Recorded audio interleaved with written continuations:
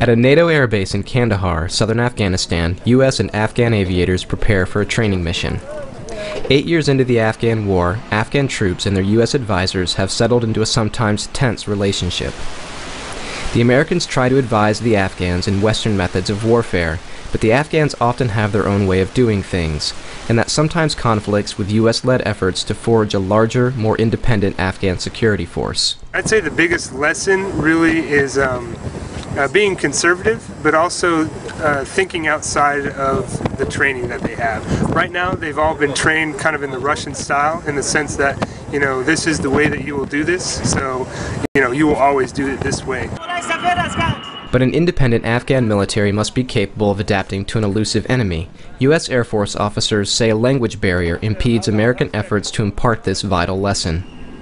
Lieutenant Colonel Percy Dunnigan oversees Afghan pilot training at Kandahar. There's a lot of technical terms in aviation, and getting those translated properly and getting them across to them in a timely manner, especially when you're in flight trying to do it, is a huge challenge. And it's I've tried to learn a little bit of their language in order to take away some of that stress and that the confusion.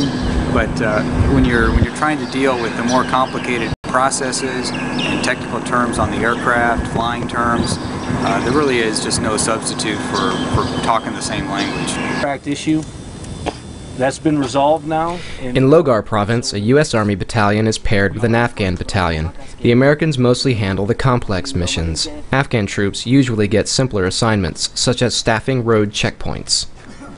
Staff Sergeant Donald Coleman visits an Afghan position to make sure the troops are doing their jobs. The Afghans complain of equipment and manpower shortages. It always goes well when we're here, but just when we leave it, you know. And I kind of understand it. I mean, their complaints or issues or, you know, or concerns are definitely warranted. But you know, you know, nothing in Afghanistan happens in, you know, in a day or as quick as it would in the U.S. A few miles away, more problems as American military police try to show the Afghans how to conduct vehicle searches on short notice. Seeming not to understand, the Afghans wave cars past the checkpoint without searching any of them. U.S. Army Second Lieutenant Gregory Avant abandons the first checkpoint and, after additional instruction, tells the police to start over fresh at another position.